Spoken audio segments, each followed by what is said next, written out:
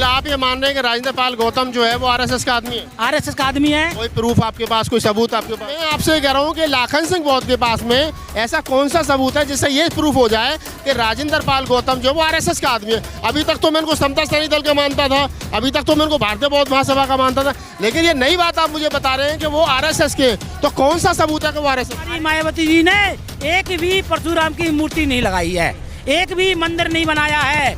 उन्होंने बड़ी बड़ी यूनिवर्सिटी बनाई है। नहीं, वो चुनाव से पहले गणेश की मूर्ति ले रही थी, बीच में त्रिशूल आ रहा था, जय भीम जय परशुराम के नारे लग रहे थे। तो आपको लगता है कि जय भीम के साथ में जय परशुराम चल सकता है? पेरियार से चलने के बाद में परशुराम पर आकर के बसपा की राजनीति रुक जाती है और आप कह रहे हो कि हम लोग जो बसपा की। आप बहन जी से मिले कभी?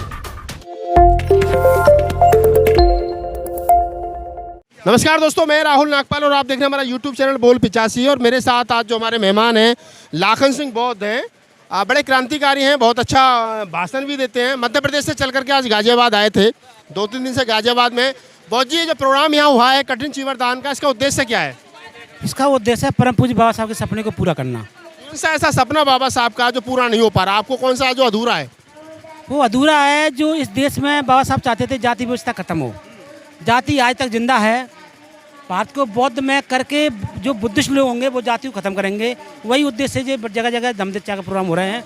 और आने वाले समय में जरूर परम पूज्य बाबा साहब का सपना तभी पूरा होगा जब घर घर में बौद्ध धर्म की दीक्षा पहुँच जाएंगी, 22 प्रतिज्ञा पहुँच जाएंगी, लोग उस पर चलने लगेंगे। तो निश्चित ही आने वाले समय में भारत बौद्ध में होगा। नहीं, आप कह रहे हैं कि भारत बौद्ध में होगा और जो है वो लोग बौद्ध में बौद्ध धर्म अपनाएंगे, लेकिन 70 साल से 65 साल से जब से बाबा साहब ने बौद्ध धर्म की दीक्षा दी है तब से लेकर के और आज तक भारत में 1 करोड़ भी बौद्ध नहीं हो पाए। कारण क्या है? बौद्ध दीक्षा देने वालों की कमी है, लेने वालों की कमी है? कारण अपने देने वालों की कमी है, क्योंकि जो दे रहे हैं वो नेता बनने के उद्देश्य से दे रहे हैं। जब तक इसमें जो नेता नहीं बनना चाहता है, जो वास्तव में बाबा साहब सपने को पूरा करना चाहता है, यदि वो दीक्षा दिलाएगा तो आने वाले समय में जरूर बाबा साहब का सपना पूरा होगा।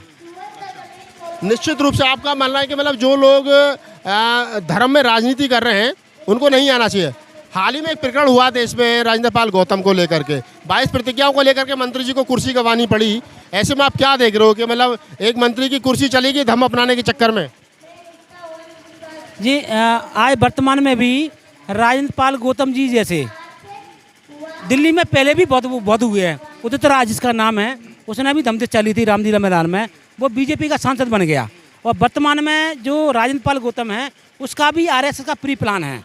और जो मतलब आरएसएस का व्यक्ति है, अरविंद केजरीवाल ने उसको प्री प्लान से इस देश में बहुजनों के पास, बुद्धिस्टों के पास भेजा है। क्योंकि एक ने पकड़ ले राम, एक ने पकड़ ली देश की गरीब जनता, और अभी एक ने पकड़ ले बुद्धिस्ट। क्योंकि बहुजन समाज आज बुद्ध के राष्ट्र पे चल रहा है, जाति छोड़ गया है। तो बौद्धों को वोट चाहिए, तो वोट कैसे मिलेगा? जब ही मिलेगा जब बौद्धों का नेता बात करेगा। मतलब आप ये मान रहे हैं कि राजेंद्र पाल गौतम जो है वो आरएसएस का आदमी है? आरएसएस का आदमी है। कोई प्रूफ आपके पास, कोई सबूत आपके पास? जब वो मंत्री थे तो उन्होंने अपनी सरकार में परम पूज्य बाबा साहब के सपने के लिए कितना काम किया? कोई काम नहीं किया। उन्होंने जय भीम प्रतिभा विकास योजना लाई, बच्चों के लिए हजारों बच्चे शेड्यूल कास्ट के विदेश पढ़ने के लिए भेजे, फ्री में कोचिंग दिए, बहुत सारी योजना लेकर के आए। यदि वो फ्री में कोचिंग तो कई सरकारें देती हैं अपने वोट बैंक को बढ़ाने के लिए। यदि वो बाबा साहब के अनुयायी होते तो ये दिल्ली प्रदेश में वो शिक्षा समान कर देते कि प्राइवेट हो चाहे सरकारी हो, सब में बच्चे फ्री पढ़ाए जाए। यदि वो बाबा साहब के अनुयायी होते तो वो मंत्रालय नहीं है उनके पास में महिला बाल विकास मंत्रालय था उनके पास में। नहीं, वो जो मैं उनका वकील नहीं हूँ, लेकिन मैं आपने कहा कि वो आरएसएस के हैं, तो मैं आपसे कह रहा हूँ कि लाखन सिंह बौद्ध के पास में ऐसा कौन सा सबूत है जिससे ये प्रूफ हो जाए कि राजेंद्र पाल गौतम जो वो आरएसएस का आदमी है? अभी तक तो मैं उनको समता सैनिक दल का मानता था, अभी तक तो मैं उनको भारतीय बौद्ध महासभा का मानता था, लेकिन ये नई बात आप मुझे बता रहे हैं कि वो आरएसएस के। तो कौन सा सबूत है कि वो आरएसएस के हैं? क्योंकि उन्होंने अब तक ये नहीं बोला कि इतनी लाखों लोग इकट्ठे करके बात को बौद्ध में करने के लिए, बाबा साहब के सपने को पूरा करने के लिए किसको वोट दिया जाए। अभी वो आप पार्टी के सदस्य है और वही इतिहास दोहराया जा रहा है जो बाबू जगजीवन राम के माध्यम से आरएसएस ने कई सालों पहले वो दोहराया था। पहले उसका अपमान किया था, फिर पूरे देश में घुमाया था, दलितों को इकट्ठा किया था, बाकी बाद उसको राष्ट्रीय अध्यक्ष बनाया था, उसके बाद उस पर चुनाव लड़वाया था और फिर उसका प्रधानमंत्री नहीं बनाया। वही इतिहास आज आप पार्टी भी राजेंद्र पाल गौतम के माध्यम से इस देश में उठाना चाहती है। जब आरएसएस का प्रमुख मोहन भागवत दिल्ली के तालकटोरा स्टेडियम में हिंदू धर्म का शंकराचार्य बजरंग दल का नेता बोल सकता है इस देश में हिंदू राष्ट्र लाना है, राम मंदिर बनाना है, तो मोदी को ला सकते हैं। यदि वो बाबा साहब के 22 प्रतिज्ञा को जिंदा रखना चाहते हैं, भारत को बौद्ध में करने के लिए काम कर रहे हैं, तो भारत को बौद्ध में करने के लिए जब तक राजा बौद्धिस्ट नहीं होगा तब तक भारत बौद्ध में नहीं होगा। और राजा का काम है, अब ये बताएं, इस देश में अभी चुनाव प्रक्रिया है। उत्तर प्रदेश में बहन जी मुख्यमंत्री नहीं 4 बार, और बुद्धिस्ट थी बहन जी, उन्होंने बौद्ध धर्म के लिए काम करा, तो क्या उत्तर प्रदेश सारा बौद्ध में हो गया? उत्तर प्रदेश में बहन जी ने बुद्ध विहार बनाए। नहीं, मेरा सवाल बुद्ध विहार बनाने का नहीं है। आपने कहा कि राजा अगर बौद्ध होगा तो प्रजा बौद्ध होगी, तो मैं ये कह रहा हूँ कि आज के समय में मोदी जी हिंदू हैं क्या? तो क्या भारत हिंदू है? अगर बहन जी उत्तर प्रदेश के मुख्यमंत्री नहीं तो क्या उत्तर प्रदेश बुद्धिस्ट हो गया? क्या राजा के हो जाने से प्रजा बुद्धिस्ट हो जाती है?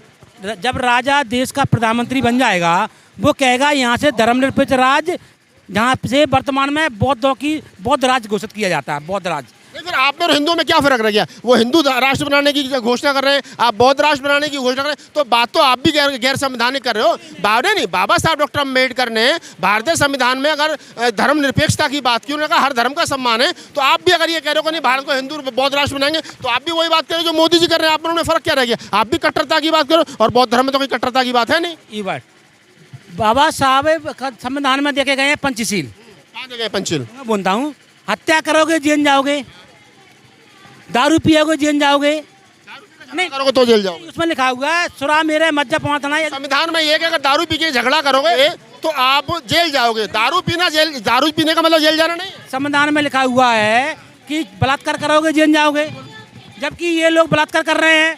ये लोग कौन कर रहा है? ये जिनकी सरकार है, ये लोग अपने लोगों पर अत्याचार करवा रहे हैं, ये लोग लोगों को मरवा रहे हैं। जब ना इस देश में प्रधानमंत्री बनेगा तो पंचशील का पूरा पालन करवाएगा।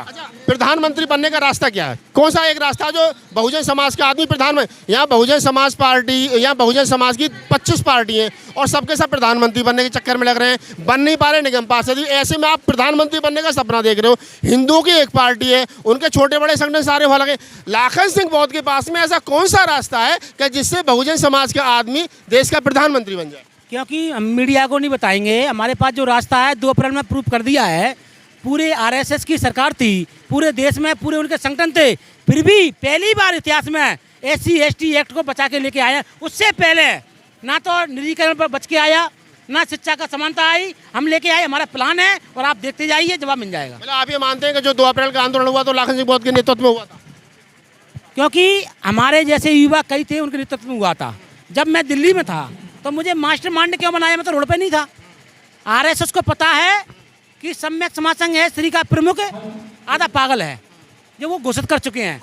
जब मैं रोड पे नहीं था, जब मैंने कोई आंदोलन नहीं किया, शांति प्रिय मैं अपने रास्ते पे आया, फिर इन्होंने मुझे मास्टरमाइंड क्यों बनाया? उसको पता है कि इस देश में बहुजन समाज पार्टी की सरकार बनाने के लिए गैर राजनीतिक संगठन इस देश में पैदा हो चुका है और वो रात ही रात काम कर रहा है। अच्छा, मतलब आप ये मान रहे हैं कि आपका जो संगठन है S3 लाखन सिंह बौद्ध जिसके अध्यक्ष हैं, आपका उद्देश्य जो है वो बहुजन समाज पार्टी की सरकार बनाना है? हमारा उद्देश्य इसलिए बहुजन समाज पार्टी सरकार बनाना है क्योंकि हमारा उद्देश्य 84,000 बुद्ध विहार बनाना। 84,000 सच्चा की। बहन जी तो कह रही है कि हम तो 105 फुट ऊंची परशुराम की मूर्ति लगाएंगे। अभी बहन जी ने कही है कि नहीं कही है मुझे पता नहीं। चुनाव से पहले बहन जी ने कहा कि हम 100 फुट से ऊंची ज्यादा परशुराम की मूर्ति लगाएंगे, और आप कह रहे हो कि हम जो 84,000 बुद्ध विहार बनाए। तो ऐसे में ये कह देना कि आप जो है वो बसपा की सरकार बनवाएंगे, तो पहले जो बसपा की प्रधानमंत्री बनेंगे उनसे तो पूछ लो परशुराम की मूर्ति लगाएंगे या बुद्ध विहार बनवाएंगे? क्योंकि आपको बता देना चाहता हूँ, जब बड़ी मछली को पकड़ना है तो छोटी मछली को दाना खिलाना पड़ेगा, कुर्बानी देना पड़ेगी।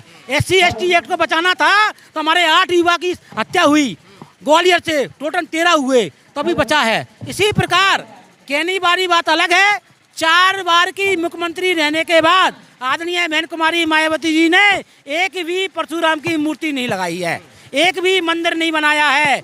उन्होंने बड़ी बड़ी यूनिवर्सिटी बनाई है। नहीं, वो चुनाव से पहले गणेश की मूर्ति ले रही थी, बीच में त्रिशूल आ रहा था, जय भीम जय परशुराम के नारे लग रहे थे। तो आपको लगता है कि जय भीम के साथ में जय परशुराम चल सकता है? पेरियार से चलने के बाद में परशुराम पर आकर के बसपा की राजनीति रुक जाती है, और आप कह रहे हो कि हम लोग जो बसपा की। आप बहन जी से मिले कभी?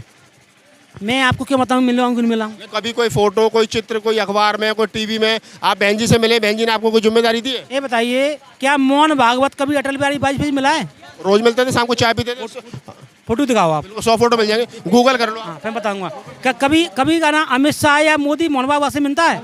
आरएसएस के अब रोज मुख्यालय जाते हैं मोदी जी। अब जाते हैं तो अब समय आने पे हम भी मिलेंगे।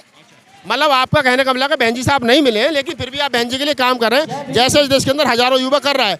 आपकी भावना है कि बहन जी सरकार बने तभी देश जो है बच सकता है। एक सवाल और है लाखन सिंह जी मेरा, आपने कहा कि हम भारत को बौद्ध में बनाना चाहते हैं, 84,000 बुद्ध विहार बनाना चाहते हैं, दूसरी तरफ आप SC/ST एट्रोसिटी एक्ट के लिए भी लड़ रहे हैं, तो आप SC/ST है या बौद्ध हैं?